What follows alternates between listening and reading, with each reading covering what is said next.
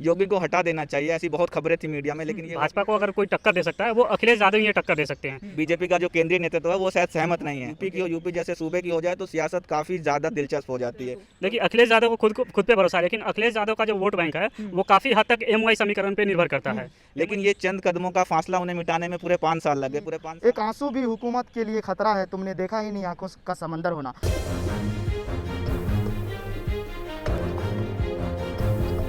उत्तर प्रदेश 2022 के विधानसभा चुनाव काफ़ी नज़दीक हो चला है। इसी को लेकर कई सारे सवाल खड़े हो रहे हैं। हर किसी के मन में ये सवाल खड़ा हो रहा है कि आखिर क्या आने वाले समय में उत्तर प्रदेश में फिर से योगी की हुकूमत होगी या फिर कोई और चेहरे नए सामने आएंगे भारतीय जनता पार्टी से। वही दूसरी तरफ अगर विपक्ष की हम बात करें तो विपक्ष में जिस तरीके से अखिलेश यादव की अभी जो हवा चल रही है और जिस तरीके से वो छोटे दल को साधने की कोशिश कर रहे हैं, उनको लेकर भी कई तरह से सवाल उठ रहे हैं। इसी मुद्दे पर बारीकी से बात करने के लिए आज हमारे साथ दो साथी, युवा साथी मौजूद हैं। उनसे जानने की कोशिश करेंगे कि वो इसको किस तरह से देखते हैं।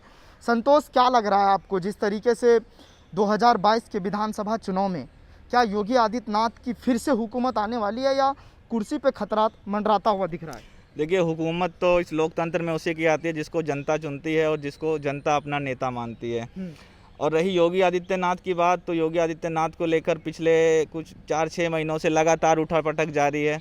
उनको लेकर लगातार ये चल रहा है, ये कहा जा रहा है कि वो सीएम बनेंगे या अगर भाजपा की सरकार आई तो उनको नहीं बनाया जाएगा। अगर हम इसका सबसे बड़े एग्जाम्पल की बात करें, इसका सबसे बड़ा एग्जाम्पल अभी सद्दाम ये है कि हाल ही में केशव प्रसाद मौर्य मिलने गए थे उनके आवास के पास लखनऊ में, जो कि उनके आवास से बहुत ही करीब है, चंद कदमों की दूरी है।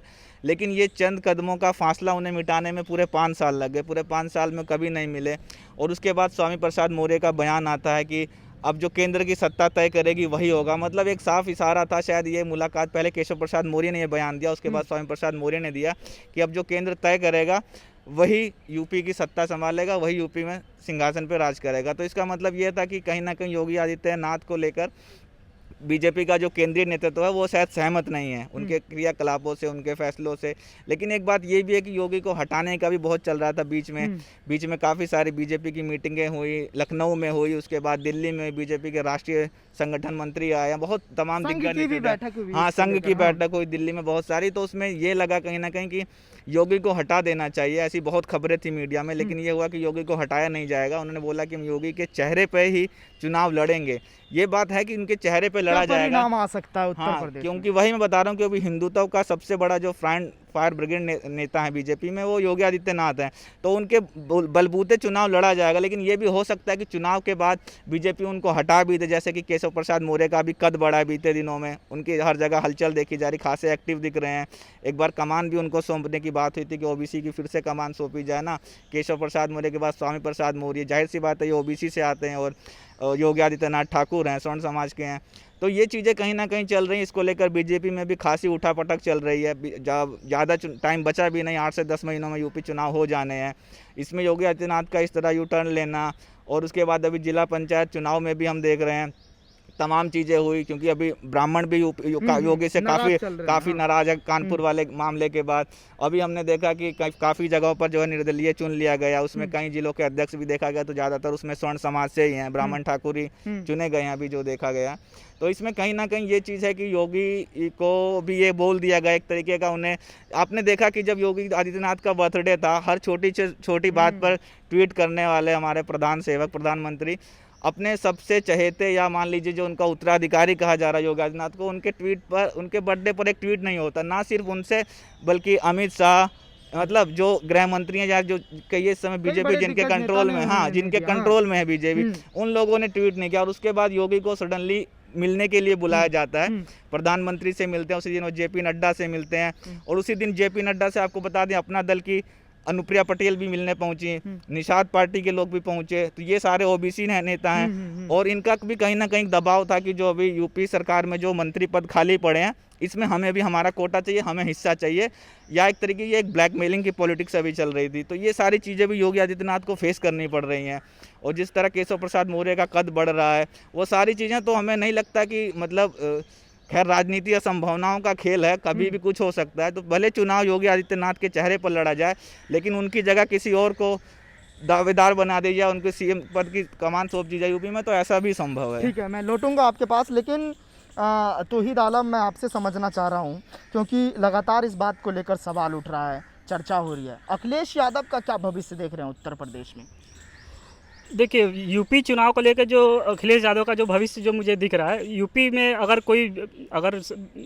भाजपा को अगर कोई टक्कर दे सकता है, वो अखिलेश यादव ही ये टक्कर दे सकते हैं। अखिलेश यादव के कार्यकर्ता भी अखिलेश यादव पहले मुख्यमंत्री भी रह चुके हैं यूपी के, तो इसलिए उनकी पकड़ काफ़ी मजबूत है, उनकी पार्टी की भी पकड़ काफ़ी मजबूत है। लेकिन इसके लिए अखिलेश यादव अकेले टक्कर नहीं दे सकते बीजेपी को। जैसे पिछली बार उन्होंने कांग्रेस से और छोटे छोटे दलों को लेकर मिलाया था, अखिलेश यादव इस बार भी कह रहे हैं कि हम छोटे छोटे दलों को मिलाएंगे। तो वो तो नकार रहे हैं, जो बड़े दल के लोग हैं, चाहे वो बीएसपी क्यों ना हो, चाहे वो कांग्रेस क्यों ना हो, वो कह रहे हैं कि हम गठबंधन नहीं करेंगे। देखिए, बीएसपी से तो गठबंधन सपा का तो संभव नहीं है, लेकिन कांग्रेस के साथ हो सकती है, क्योंकि कांग्रेस का जो नेतृत्व है, लेकिन वो नुकसान हमने देखा है जो पिछले चुनाव में रहा था कांग्रेस के गठबंधन के साथ।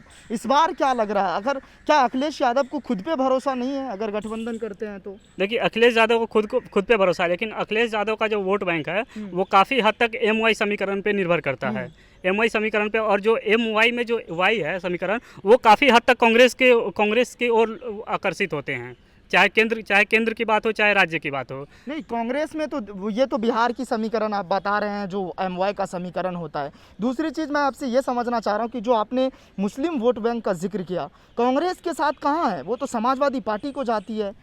देखिए, समाजवादी पार्टी को साथ जाती है, लेकिन समाजवादी पार्टी इस समय बीजेपी को टक्कर अकेले नहीं दे सकती।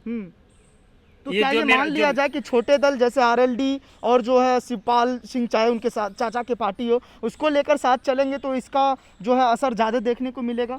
छोटी पार्टियां भी जो है अपने अपने क्षेत्र में उनकी पकड़ होती है, तो कहीं ना कहीं वो तो सपा के लिए वो फायदेमंद हो गए, क्योंकि जो उनका वोट बैंक होता है। और इस समय जो आरएलडी अगर साथ जुड़ती है, तो किसान आंदोलन को लेके जो माहौल जो चल रहा है, और अभी फिर से वो किसानों ने फिर से अपने आंदोलन को फिर से तेज कर दिया, तो इसका तो फायदा यूपी में दिखेगा, क्योंकि यूपी में जो राकेश टिकैत है उनका काफ़ी वो है, उनकी जो पिछली बार आपने जब देखा था, जो रातों रात जब तंबू उखाड़ना शुरू किया गया था, तो जिस दिन राकेश टिकैत रोए थे, उसके बाद से आपने देखा था कि कैसे एकदम से पूरा माहौल बदल गया था। तो ये चीज़ें तो है, तो इसके लिए समाजवादी पार्टी जो आरएलडी को अपने साथ लेकर चल रही है, तो उसका फ़ायदा तो उसे मिलेगा, बेशक मिलेगा, और मिलना भी चाहिए इसका फायदा। बिल्कुल सही कह रहे हैं आप, क्योंकि मैं राकेश टिकैत के बारे में थोड़ा सा और बता दूं। जब राकेश टिकैत जो है रो करके मीडिया के सामने उन्होंने गुहार लगाई थी किसानों से, तो उस समय मनोवर राणा की वो शायरी याद आती है कि एक आंसू भी हुकूमत के लिए खतरा है, तुमने देखा ही नहीं आंखों का समंदर होना। लेकिन इस कार्यक्रम को आगे बढ़ाते हुए संतोष, मैं आपसे समझना चाह रहा हूँ, अब तो छोटे दल भी बीजेपी को नकार रहे हैं। वो कह रहे हैं, जैसे जेपी नड्डा फ़ोन करते हैं ओपी राजभर को, तो वो फ़ोन ही नहीं उठाते हैं, पीए बात करते हैं। देखिए, मैंने बिल्कुल गाना इस चीज़ का ही मैंने आपको पहले ही बता दिया था कि जब योगी आदित्यनाथ मिलने पहुंचे थे, तो उस समय अपना दल जो उनके साथ सरकार में है और निषाद पार्टी, ये लोग भी उसी समय पहुंच गए थे, क्योंकि इनको लगा था शायद ये उनके लिए गोल्डन चांस है कि योगी आदित्यनाथ इस समय झुके हुए हैं, और वो शायद कहीं ना कहीं अपनी गद्दी बचाने या अपने बीच का जो मतलब उनके बीच का एक मनमुटाव है, शायद उसको कम करने के लिए पहुंचे। तो इसी लगे हाथ मौके पे चौका मारते हुए उसी वक्त अनुप्रिया पटेल भी मिली, उसी वक्त निषाद पार्टी के नेता भी मिले।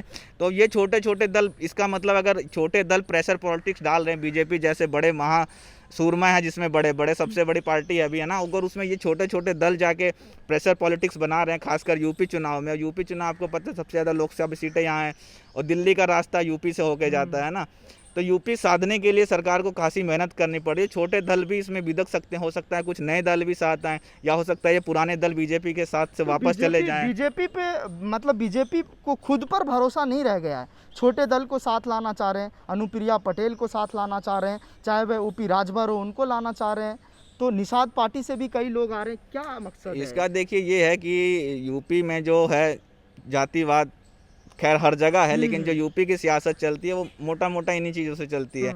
तो बीजेपी अपने दम पे उसने बहुत राज किया, लेकिन उसको अब लगता है कि हमें इनकी ज़रूरत पड़ेगी, और किसी भी दल में हो क्षेत्रीय दल को लेना ही पड़ता है, बिना क्षेत्रीय दल को लिए अपनी आप राजनीति उस राज्य में नहीं साध सकते हैं। वही होती है जब बात यूपी की हो, यूपी जैसे सूबे की हो जाए, तो सियासत काफ़ी ज़्यादा दिलचस्प हो जाती है। तो इन्हें छोटे दल का साथ लेना ही पड़ेगा, और बिना छोटे दलों को साथ लिए, क्षेत्रीय पार्टी को साथ लिए, यूपी भी बीजेपी भी खासकर अपना बेड़ा पार नहीं कर सकती है। चलिए, बहुत शुक्रिया हमसे बात करने के लिए, आप दोनों ने मुझे महत्वपूर्ण समय दिया। ये वीडियो अगर आपको पसंद आया हो तो इसे लाइक करें, कमेंट करें, शेयर करें और हाँ, हमारे चैनल को सब्सक्राइब करना ना भूलें ताकि देश विदेश से जुड़ी खबरें आप मिस ना करें, क्योंकि कोरोना काल में 2 गज दूरी, मास्क है जरूरी। नमस्कार।